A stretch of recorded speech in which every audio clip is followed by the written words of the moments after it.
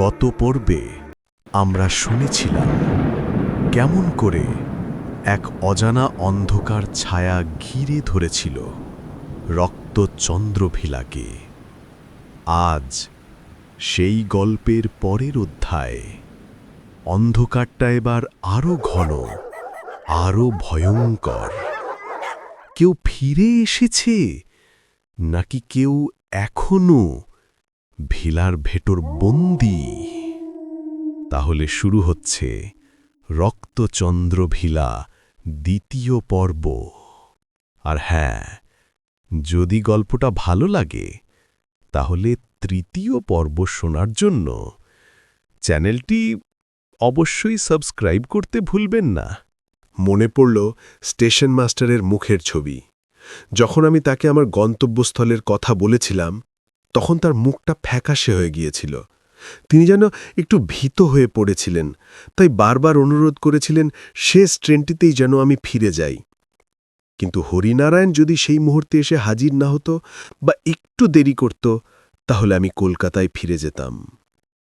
হরিনারায়ণের যে সাহস আছে এবং সে বর্তমান ঘটনাবলীর সঙ্গে যে অভ্যস্ত, তার আচার আচরণে বুঝতে পারা যায়। নিরুদ্বেগ চিত্তে সে গাড়ি হাঁকিয়ে চলেছে। যে গাড়ির বাহন দুটি গরু হয়েও যেন গরু নয়, যেন ড্র্যাগন গরু, সাধারণ গরুর চেয়ে শতগুণ শক্তিশালী। চোখগুলো লাল এবং অস্বাভাবিক রকমের বড় বড়। নিঃশ্বাসে বিচ্ছুরিত হচ্ছে আগুনের ফুলঝুড়ি। গেটের সামনে গাড়িটা পৌঁছবার মাত্রই কড়কড় ক্যাচ ক্যাচ ঘর ঘর শব্দ তুলে গেটটা খুলে গেল। মনে হলো গেটটা বহুদিন যাবৎ খোলা হয়নি, অথবা জরাজীর্ণ গেটটি শেষ অবস্থায় এসে হাজির হয়েছে। অথচ আশ্চর্যের বিষয়, গেটটিকে কে যে খুলে দিল তা দেখতে পেলাম না। নীলাভ আলোটি তখনও জ্বলছিল, কিন্তু সেই আলোয় কোনো মানুষকে দেখতে পেলাম না। গেটটি যেন আপনা হাতেই খুলে গিয়ে গাড়িটিকে ভিতরে প্রবেশ করতে দিল। গাড়িটি ফটক পেরিয়ে বাড়ির সামনে দাঁড়াতেই আবার কানে এলো সেই অবরুদ্ধ কান্নার স্বর। এত তীব্র আর এত তীক্ষ্ণ যে কোনো মানুষ অমনভাবে কাঁদতে পারে, তবু বিশ্বাস হয় না। আমি কেমন যেন উন্মনা হয়ে পড়লাম। হরি সম্ভবত আমার মনের কথা বুঝতে পেরে এক লাফে গাড়ি থেকে নেমে বাড়ির ভিতর ঢুকে গেল। সেই তীক্ষ্ণ তীব্র কান্নার রেশ আমার কানে বাজছে, আর কান্নার সুরের সঙ্গে তাল মিলিয়ে আমার হৃৎপিণ্ডটা ধকধক করে লাফিয়ে উঠছে বেশ বুঝতে পারছি। মনে হচ্ছে কেউ যেন আমার বুক থেকে হৃৎপিণ্ডটাকে টেনে নিয়ে ছিঁড়ে নিয়ে যেতে চাইছে। আমি দুহাত দিয়ে কান দুটোকে চেপে ধরলাম, কিন্তু তার সত্ত্বেও কান্নার শব্দকে প্রতিহত করতে পারলাম না। গাড়িটার গরু দুটি ছাড়া আর কোনো প্রাণীকে আমি দেখতে পাচ্ছিলাম না, অথচ আমার মনে হচ্ছিল যেন হাজার হাজার চোখ আমার দিকে লোলুপ দৃষ্টি মেলে তাকিয়ে রয়েছে, যাদের আমি দেখতে পাচ্ছি না, কিন্তু তারা আমাকে লক্ষ্য রাখছে, আমার প্রতিটি আচার আচরণ খুঁটিয়ে খুঁটিয়ে দেখছে। আরও একটা ব্যাপার লক্ষ্য করে শিউরে উঠলাম। হরি বাড়ির ভিতর চলে যাওয়ার পরই গরু দুটি মাথা ঘুরিয়ে আমার দিকে এক দৃষ্টে নজর করছে। তাদের দৃষ্টিতে ফুটে উঠেছে জিঙ্ঘাসার লালসা। লকলকে জিভ বেরিয়ে এসছে ওদের মুখ থেকে, আগুনের ভাটার মতো চোখ দিয়ে ঝরে পড়ছে হিংস্রতা। ওরা যেন আমাকে গিলে ফেলতে চাইছে ওদের দৃষ্টি দিয়ে। বুঝতে পারছি হয়তো যে কোনো মুহূর্তে গরু দুটো লাফ দিয়ে আমার ভাঁড়ে পড়তে পারে, কিন্তু ওদের প্রভুকে হয়তো ওরা ভীষণ ভয় করে, সেই জন্যই ওরা সে সাহস পাচ্ছে না। এমন সময় সেই কান্না থেমে গেল। হাত দুটো কান থেকে নামিয়ে এনে স্বস্তির নিঃশ্বাস ফেললাম। উফ, কি দুঃসহ অমানসিক কান্নার শব্দ ভাবলেও শরীরের রক্ত শুকিয়ে যায়। কান্নার শব্দ থেমে যাওয়ার মাত্রই গরু দুটি মুখ ঘুরিয়ে নিল আমার দিক থেকে। আমি আরও কিছুটা স্বস্তি বোধ করলাম। হরি বেরিয়ে এলো বাড়ির ভিতর থেকে, হাসতে হাসতে বলল, এসো দাদা, ঘরটা ঠিকঠাক করে এলাম। জানোই তো, নিজের দেশেই পরবাসী হয়ে রয়েছি, সব কিছু নিজের হাতেই করতে হয়। তোমাকে ওপরে নিয়ে যাওয়ার আগে একবার ঘরটা দেখে এলাম ঠিক আছে কিনা। নেমে এসো। আশ্বস্ত হলাম হরিকে দেখে, হেসে বললাম, আরে না না, ঠিক আছে, তোমাকে ব্যস্ত হতে হবে না। কথাটা বলতে বলতে আমি গাড়ি থেকে নেমে হরিকে অনুসরণ করলাম। নিস্তেজ এক ফালি চাঁদ আকাশের এক কোণকে আলোকিত করার চেষ্টা করছিল বাড়িটার ঠিক পেছন দিকটার আকাশে। এক লম্হার জন্য মনে হল নরকপুরীর যবনিকা উঠবার পূর্ব মুহূর্তে যেন নেহাত করুণাবশত ওই এক ফালি চাঁদের এক টুকরো আলো ঠিকরে এসে পড়ছিল বাড়িটার মাথায়। বাড়িটাকে অতি প্রাচীন পোড়ো বাড়ি বলে আখ্যায়িত করলেই বোধহয় ঠিক মানানসই হবে, যেন প্রকাণ্ডে একটা হাঁ করে সব কিছুকে সে গিলে খেতে চাইছে। চাঁদের ওই অস্পষ্ট আলোয় বাড়িটাকে আরও ভয়ঙ্কর করে তুলেছিল, কেননা আমি গাড়ি থেকে নামার সঙ্গে সঙ্গেই গেটের সেই নীলাভ আলোটি নিভে গিয়েছিল বলে। কয়েক পা এগিয়ে গিয়ে হঠাৎ থেমে গেলাম। এই অন্ধকারে বাড়ির ওই অন্ধকূপের মধ্যে ঢুকতে যেন মনে সায় পেলাম না। একটু আগেই যে কান্নার শব্দ আমাকে ব্যাকুল ও ভীত করে তুলেছিল, সে কথা মনে হতেই হৃৎস্পন্দন দ্রুততর হয়ে উঠল। মনে হল বাড়িটার ভিতরে এমন কিছু আছে যা অমঙ্গলজনক, মানুষের পক্ষে শুভ নয়। কিন্তু অমঙ্গলের দোরগোড়ায় এসে দাঁড়িয়ে এখনও সব কথা ভেবে কি লাভ? এখন হাজার ইচ্ছা থাকলেও ফিরে যাবার পথ রুদ্ধ হয়ে গেছে আমার কাছে, সুতরাং আমাকে এগিয়ে যেতে হবেই। অথচ অবাক হচ্ছি ভেবে হরি কত সহজ স্বচ্ছন্দ গতিতে এগিয়ে চলেছে বাড়িটার দিকে।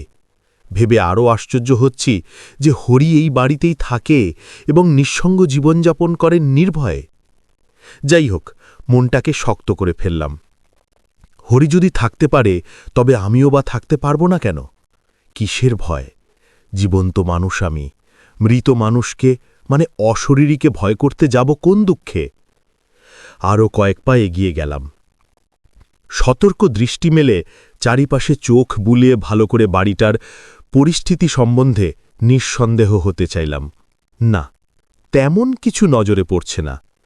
পাড়া গায়ের রূপ যেমন হয় ঠিক তেমনি পরিবেশ। কয়েকটা নারকেল আর তালগাছ মাথা উঁচু করে বাড়িটার এধারে ওধারে দাঁড়িয়ে, আর এদিকে সেদিকে ভরে রয়েছে ঝোপঝাড়।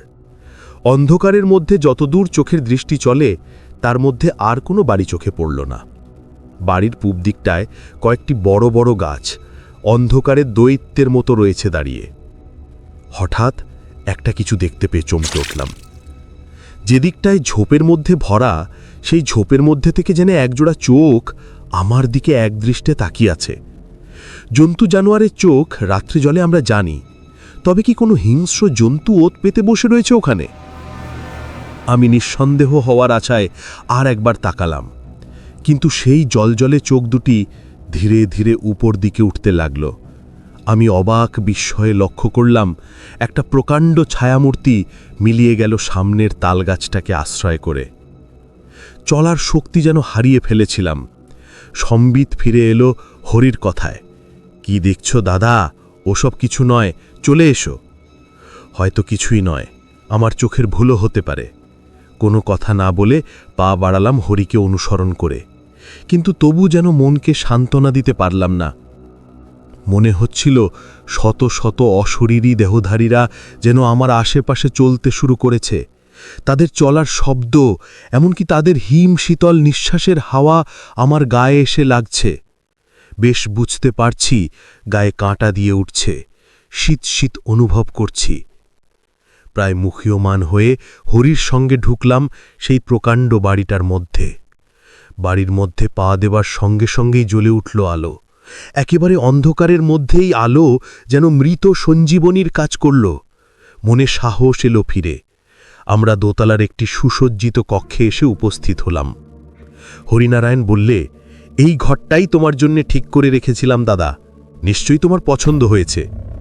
খুব পছন্দ হয়েছে হরি, সত্যিই তোমার তারিফ না করে পারছি না। আমি বেশ খুশি মনেই বললাম।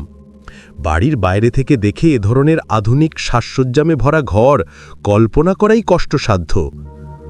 বিনয়ী হাসি হাসল হরি, বললে, শুনে আনন্দ হলো দাদা।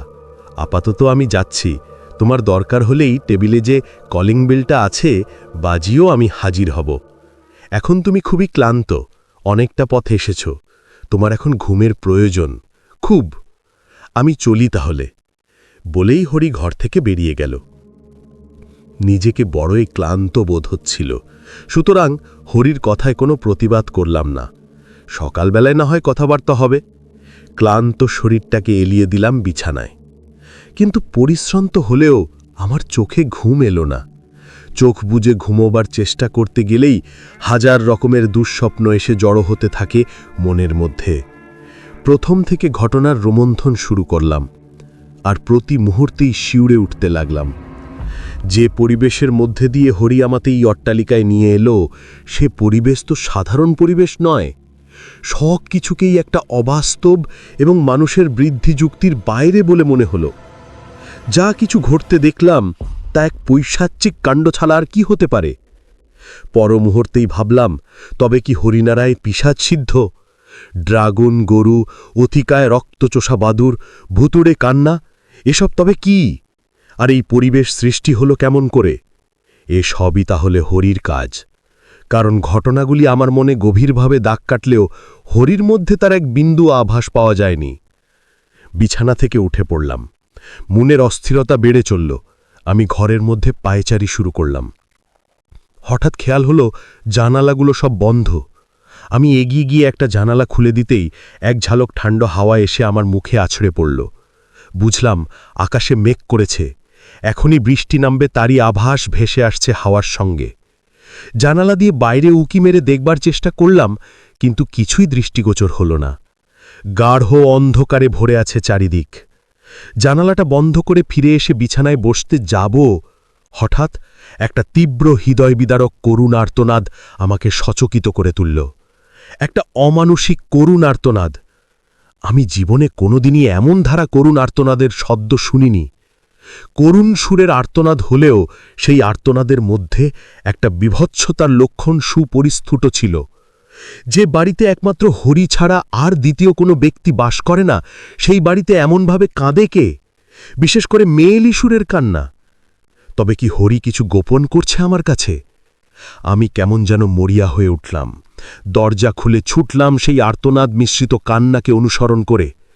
বারান্দা দিয়ে কিছুটা এগোতেই মনে হলো পাশের ঘর থেকে ভেসে আসছে সেই শব্দ। কিন্তু আমি দরজার সামনে দাঁড়াবার মাত্রই সব কিছু থেমে গেল। নিমেষে বিরাজ করতে লাগল এক অদ্ভুত নিস্তব্ধতা। চারিদিক ঘিরে যেন একটা থমথমে ভাব অনুভূত হতে লাগল। রহস্য জালে যেন আরও গভীরতরভাবে জড়িয়ে পড়লাম। এখন আমার কি করা উচিত? নিজেকে নিজেই প্রশ্ন করলাম। নিজের ঘরে ফিরে যাব অথবা কান্নার উৎসকে খুঁজে দেখব? ভাবতে গিয়ে মনে হল, সকাল থেকে এই গভীর রাত অবধি যখন কোনরূপ বিপদে পড়তে হয়নি, তখন হয়তো কোনরূপ বিপদ আমাকে স্পর্শ করবে না। মনে হওয়া মাত্রই সামনের দরজাটা ঠেলে খুলে ফেললাম। দরজা খোলা মাত্রই যে দৃশ্য ফুটে উঠল চোখের সামনে, তা যেমন বিস্ময়কর তেমনি ভয়াবহ। শিরায় শিরায় বয়ে গেল রক্ত ঠান্ডা হিমেল প্রবাহ। স্থাণুবৎ স্থির হয়ে দাঁড়িয়ে রইলাম দরজার সামনে। ঘরের ঠিক মধ্যিখানে একটি কাঁচের আধারে শুয়ে আছে একটি সুন্দরী রমণী। কফিনের আকারে তৈরি হলেও আধারটি ঠিক কফিন নয়। স্থির দৃষ্টি মেলে সে চেয়ে রয়েছে আমার দিকে। নিষ্পলক প্রাণহীন চোখ দুটি সতেজ এবং জীবন্ত বলে মনে হতে লাগল। সেই দৃষ্টিতে যেন সম্মোহনের মন্ত্র ছিল। আমি একদৃষ্টে তাকিয়ে রইলাম সেই দিকে। চোখ ফেরানো দুষ্কর হয়ে উঠল আমার কাছে। মেয়েটির সর্বাঙ্গ ব্যান্ডেজ দিয়ে বাঁধা, কেবলমাত্র মুখমণ্ডলটুকু ছাড়া। প্রাচীন মিশরে মমি করে যেমন দেহগুলিকে সংরক্ষিত করা হতো, প্রায় ঠিক সেইভাবেই মেয়েটির দেহটিকে ব্যান্ডেজ দিয়ে ঢেকে রাখা হয়েছে। চোখের মণি থেকে যেন একটা ক্ষুধার্ত শানিত রশ্মি নির্গত হয়ে আমাকে অলক্ষ্যে লেহন করে চলছিল। দেহটুকু বাদ দিয়ে কেবলমাত্র মুখমণ্ডলটিতে দৃষ্টি নিবদ্ধ রাখলে মনে হবে একজন সুন্দরী যুবতী তার শয্যা থেকে নিরীক্ষণ করছে আগন্তুক মানুষটিকে। বেশিক্ষণ সেই দৃষ্টির সামনে থাকা যায় না। শিরশির করে ওঠে শরীর। অদম্য মনের জোরে চোখ ফিরিয়ে নিলাম অন্যদিকে। মুহূর্তে মনে হল আমি যেন এক দুরন্ত অদৃশ্য এক শক্তির বাঁধন ছেড়ে নিজেকে মুক্ত করতে পেরেছি। যদি না পারতাম, জানি না তাহলে আমার পরিণতি কি হতো। সে যাই হোক, মেয়েটির মধ্যে, বিশেষ করে তার ওই অন্তর্ভেদী দৃষ্টির মধ্যে ভয়ানক এক সম্মোহনী শক্তি ছিল, সে কথা অস্বীকার করতে পারলাম না। কিন্তু এই হরিনারায়ণ তাহলে মেয়েটিকে এখানে রেখেছে কেন? মিশর দেশের মুমি হলে না হয় বুঝতে পারতাম যে হরির একটা হবি আছে। এ তো দেখছি আমাদের বাঙালি ঘরের মেয়েদের মতোই চেহারা। আর যদি মৌমি করে মেয়েটিকে রাখা হয়ে থাকে, তবে তার মুখমণ্ডল, এমনকি তার মাথার চুলগুলি পর্যন্ত খুলে রাখার অর্থ কী হতে পারে? ভীষণ শব্দে একটা বাজ পড়ল। বিদ্যুতের শব্দে জরাজীর্ণ বাড়িটা কেঁপে কেঁপে উঠল। আমি নিজের কামরায় ফিরে যাবার পূর্ব মুহূর্তে আর একবার দৃষ্টিপাত করলাম ঘরের ভিতরটায়, আর সেই মুহূর্তে প্রচণ্ডভাবে চমকে উঠলাম। জীবনে এতটা চমক বোধ করি কোনোদিনই আসেনি, আর সেই চমকের সাথে সাথে একটা ভয়াল করাল ছায়া যেন আমার মানসিক চিন্তাধারাকে ওলট পালট করে দিতে চাইল। দু হাত দিয়ে আমার দুটি চোখকে ভালো করে রগড়ে নিয়ে দেখতে চেষ্টা করলাম। আমি কি স্বপ্ন দেখছি অথবা আমার মনের ভ্রম, কোনটা? কিন্তু না, যা দেখছি তা সত্য। একটু আগে মেয়েটির যে চক্ষু দুটির বর্ণনা দিয়েছিলাম, সেই চক্ষু দুটো আর খোলা নেই। তার পরিবর্তে সেই কাঁচের আধারের মধ্যে শায়িত রয়েছে সেই মেয়েটি। চোখ দুটি তার বোঝা, এবং মেয়েটির মুখে ফুটে আছে মৃদু হাসির ঝলক।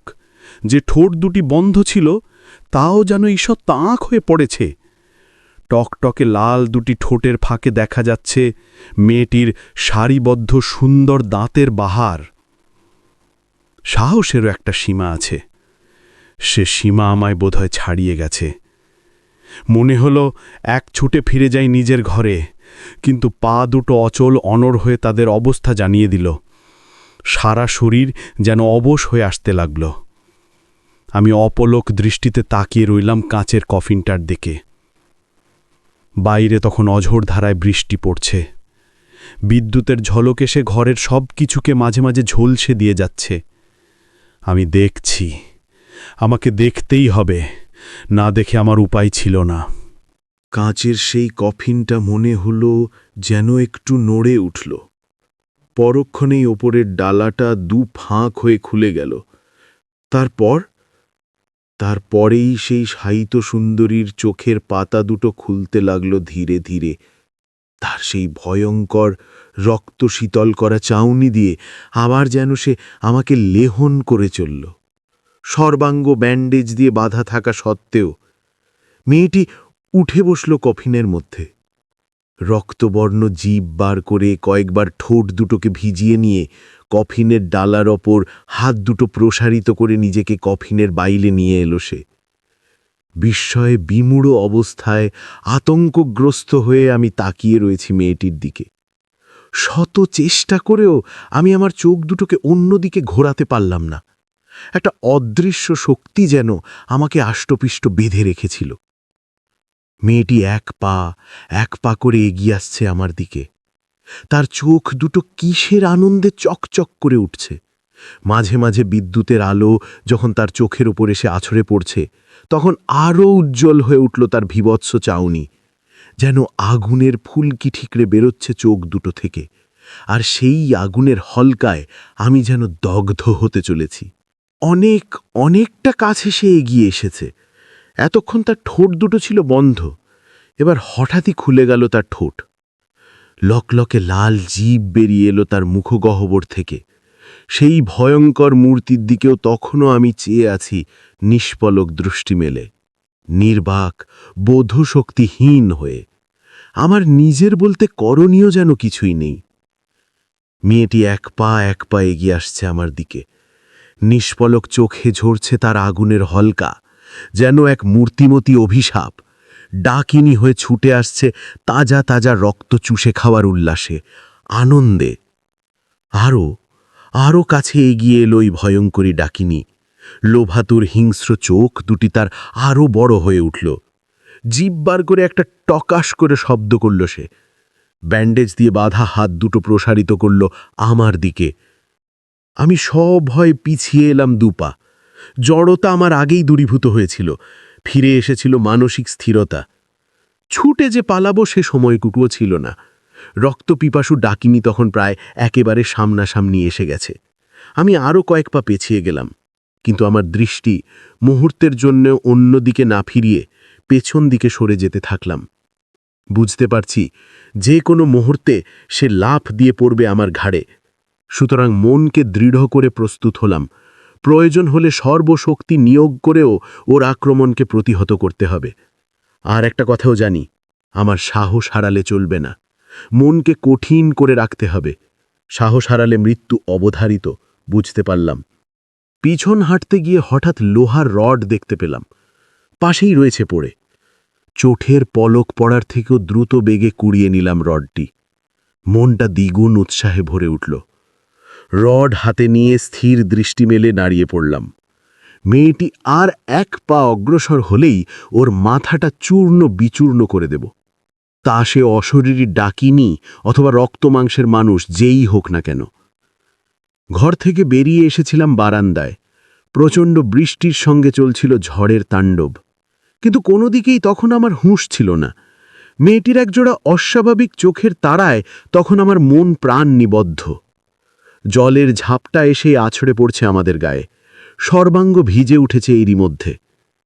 এক ঝলক বিদ্যুতের আলো এসে পড়ল মেয়েটির মুখে। সে একটা অস্বাভাবিক চিৎকার করে লাফিয়ে পড়ল আমার দিকে। ক্ষিপ্র বেগে পিছিয়ে এলাম কয়েক পা। মেয়েটির লক্ষ্যভ্রষ্ট হল। একটুর জন্য ওই দানবীর কবল থেকে নিজেকে বাঁচাতে সমর্থ হলাম বটে, কিন্তু সে যেন আরও ক্ষিপ্র হয়ে উঠল। তার মুখের চেহারা হলো আরও ভয়ঙ্কর। লকলকে জিভ বেরিয়ে এলো তার মুখ থেকে। রক্তের নেশায় যেন সে উন্মাদ হয়ে গেছে। আমি আর মুহূর্তমাত্র সময় নষ্ট না করে দৃঢ় মুষ্টিতে লোহার রডটি মেয়েটির মাথা লক্ষ্য করে উঁচিয়ে ধরলাম। আর একটি পা অগ্রসর হলেই আমি ওর মাথাটা গুঁড়িয়ে থেতো করে দেব। উত্তেজনায় তখন আমার সারা শরীর কেঁপে কেঁপে উঠছে।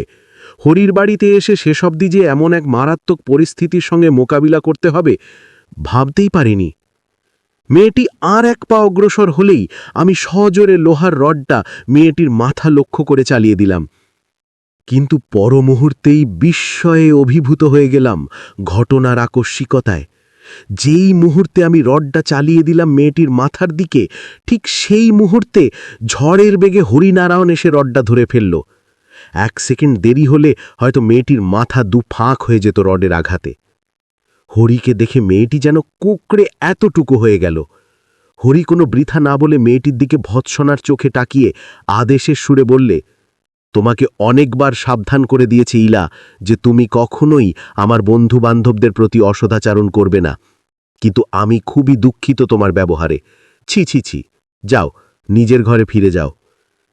ইলা সুরসুর করে ঘরের মধ্যে ঢুকে গেল। হরি আমার দিকে ফিরে বলল, তুমি দাদা বাইরে বেরিয়েছ কেন? এই ঝড় বৃষ্টির মধ্যে বাইরে থাকা নিরাপদ নয়। তোমার ঘরে গিয়ে অপেক্ষা করো, আমি এখনই আসছি। বলেই হরিনারায়ণ ঢুকে গেল ইলার ঘরের মধ্যে। আমি নিজের ঘরের দিকে পা বাড়ালাম। হঠাৎ একটা প্রচণ্ড কৌতূহল মনটাকে উতালা করে তুলল। হরি কি করছে ইলার ঘরে? আমাকে তো দেখতেই হবে। আমি নিজের ঘরের দিকে না গিয়ে ফিরে চললাম ইলার ঘরের দিকে। চুপি সাড়ে ঘরের বাইরে থেকে ভিতরের দিকে তাকাতেই এক অদ্ভুত দৃশ্য ভেসে উঠল সামনে। হরির চোখ দিয়ে যেন অগ্নিবর্ষণ হচ্ছে।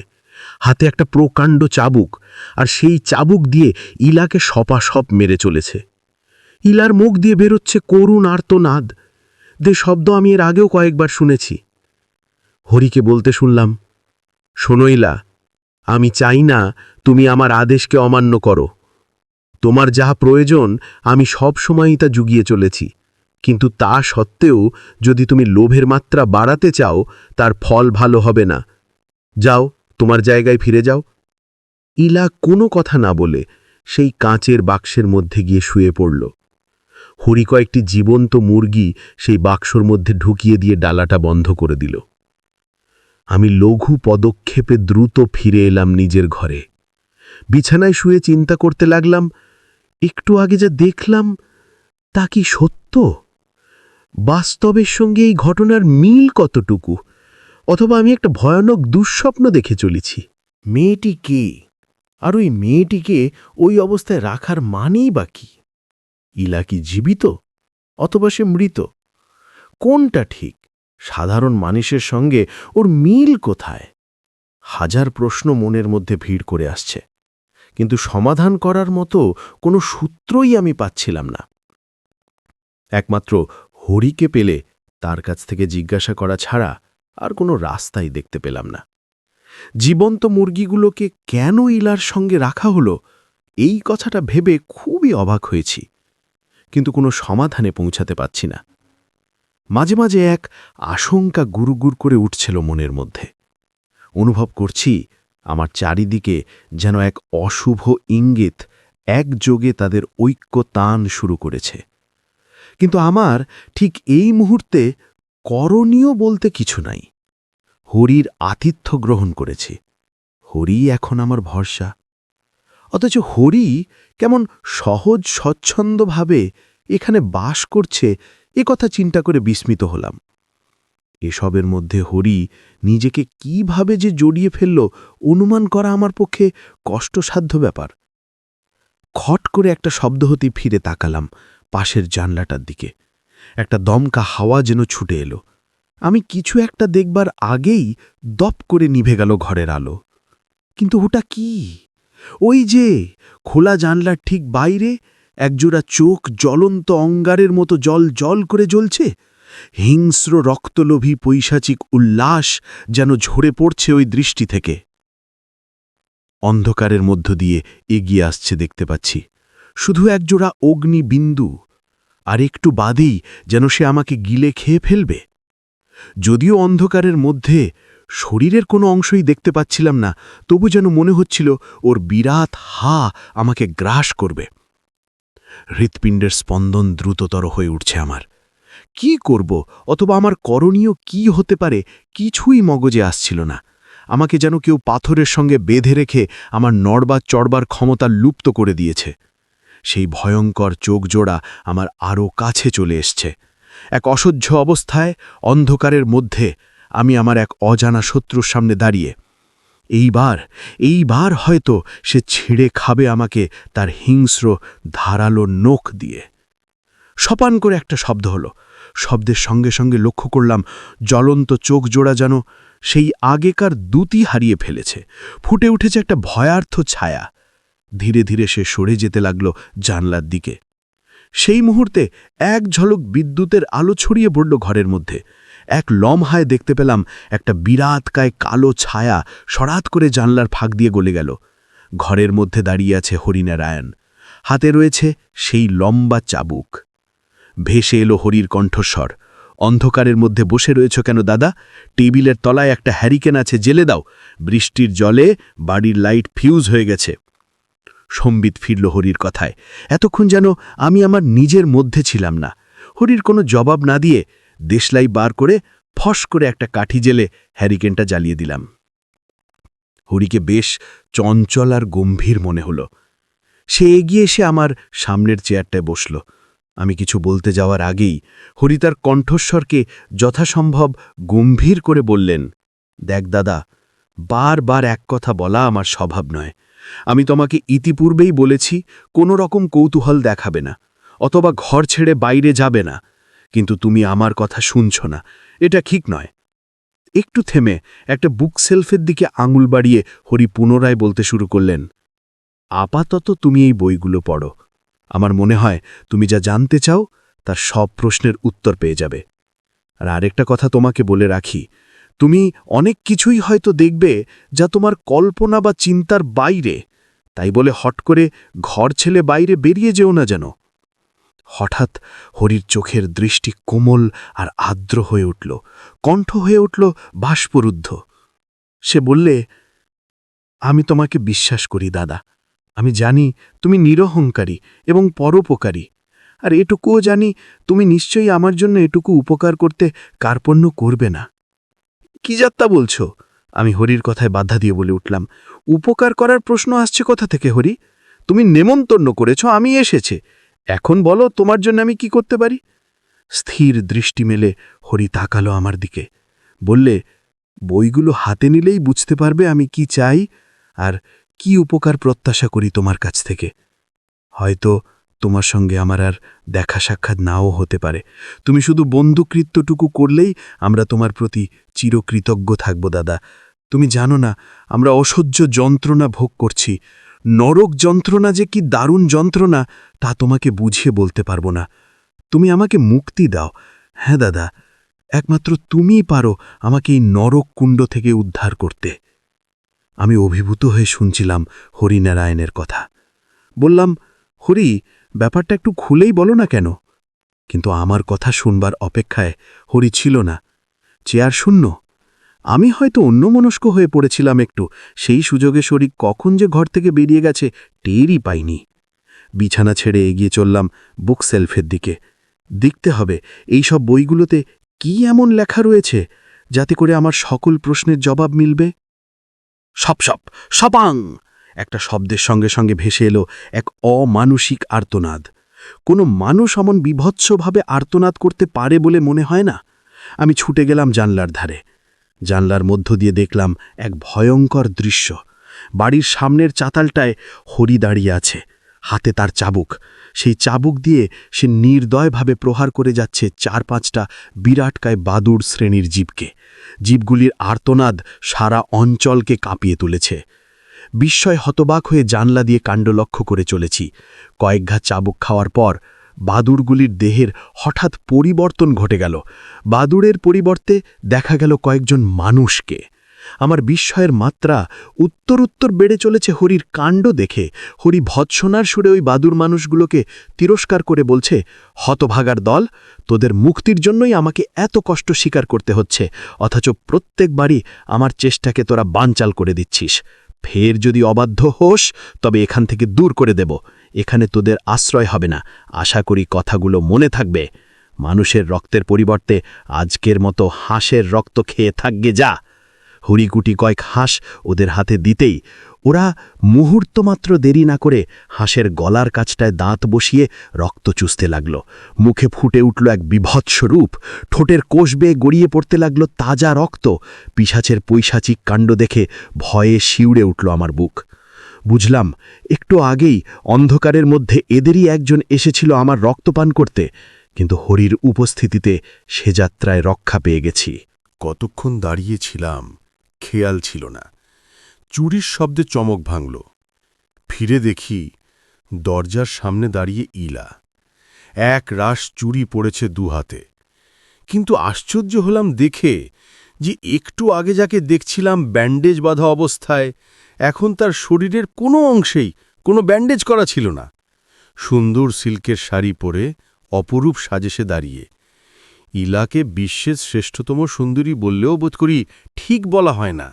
স্বর্গের অপ্সরার যেন আবির্ভাব ঘটেছে মর্তে। চোখ ফেরানো যায় না। চোখ ঝলসে যাচ্ছে তার রূপের জৌলুসে। মুখে তার মনোমোহিনী হাসি। বিস্ময়ের ঘোর কাটিয়ে উঠতে একটু সময় লাগল। আমি জিজ্ঞাসা করলাম, আপনার ব্যান্ডেজ কোথায় গেল? খল খল খল খল করে হেসে উঠল ইলা। সেই হাসির আমেজ আমার মগজকে যেন অবশ করে দিল।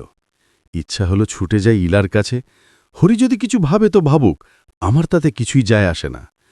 ইলা আমার দিকে এগিয়ে আসতে আসতে অনুযোগ ভরা কণ্ঠে বললে, আমাকে জোর করে ব্যান্ডেজ দিয়ে মুড়ে রেখেছে ওই হতভাগা হরিনারায়ণটা, আর জোর জবরদস্তি করে ওই কাঁচের বাক্সটায় আমাকে থাকতে বাধ্য করাচ্ছে।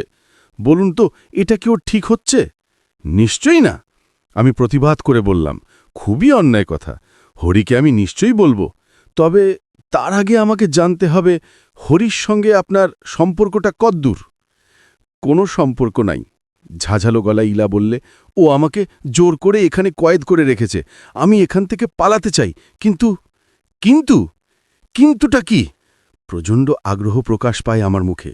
আমি উত্তেজিত হয়ে জিজ্ঞাসা করলাম, বলো, তুমি নির্ভয়েই বলো ইলা। আবদারের সুরে ইলা বললে, বলবই কি, নিশ্চয়ই বলবো, সেই জন্যই তো এলাম। আপনি হ্যারিকেনে আলোটা নিভিয়ে দিন। হরি যদি এসে পড়ে মুশকিল হবে। না না, সেটা ঠিক হবে না ইলা, আমি চিন্তিতভাবে বললাম। হঠাৎ যদি হরি এসে পড়ে তবে বড়ই লজ্জার ব্যাপার হবে। হরি আমাকে অন্য কিছু ভাবুক, তা আমি চাই না। বেশ, তবে বাইরে আসুন, বারান্দাটা অন্ধকার আছে, ওখানে দাঁড়িয়ে শুনবেন। ইলা হাত ছানি দিয়ে আমাকে অনুসরণ করতে বলল। নেহাত মন্দ কথা বলেনি ইলা। আমি ইলাকে অনুসরণ করে বারান্দায় এলাম। বারান্দাটা তখন গাঢ় অন্ধকারে ঢাকা। বৃষ্টির জোর অনেকটা কমে গেছে। ইলাকে দেখতে পাচ্ছিলাম না, কেবল একটা সাদা মূর্তিকে অন্ধকারের মধ্যে দাঁড়িয়ে থাকতে দেখলাম। ফিস ফিস শব্দ ভেসে এলো ওই সাদা মূর্তিটার কাছ থেকে। এদিকে এগিয়ে আসুন। আমি নিঃশব্দে এগিয়ে গেলাম মূর্তিটার কাছে। বললাম, বল ইলা, কি বলতে চাও? আমাকে জোর করে এখানে আটকে রেখেছে, আপনি আমাকে উদ্ধার করুন। ইলা আরও সান্নিধ্যে এগিয়ে এসে বললে, দিনের পর দিন ওর অত্যাচারে জর্জরিত হচ্ছি। দেখছেন না, সবসময় আমাকে ব্যান্ডেজ দিয়ে আড়াল করে রাখে, হাতের কাছে খাবার থাকলেও খেতে দেয় না। এটা তো খুবই অন্যায় কথা, আমি সাই দিয়ে বললাম। হরি যে এতটা নিচে নেমে যাবে সে কথা স্বপ্নেও ভাবতে পারিনি ইলা। আমি নিশ্চয়ই তোমাকে উদ্ধার করব। এবং কথাটা মাঝপথে আটকে গেল আচম্বিতে ইলা আমাকে জড়িয়ে ধরাতে। ইলার নিঃশ্বাস এসে পড়ছে আমার গালে। কি প্রচণ্ড ঠান্ডা সে নিঃশ্বাস! মনে হচ্ছে হিমালয়ের বরফ ঘেরা গিরিশিখর থেকে কেউ যেন হিমশীতল হাওয়া বইয়ে দিচ্ছে। আমি অভিভূতের মতো নিঃসারে ইলার কবলে আত্মসমর্পণ করতে বাধ্য হলাম। হঠাৎ ইলা মুখটাকে আমার ঘাড়ের কাছে নামিয়ে আনল। আমি অনুভব করলাম ইলা তীক্ষ্ণ দাঁত বসিয়ে দিয়েছে আমার ঘাড়ে। বুঝতে অসুবিধা হলো না যে হরির কথা না শুনে খুবই অন্যায় করে ফেলেছি।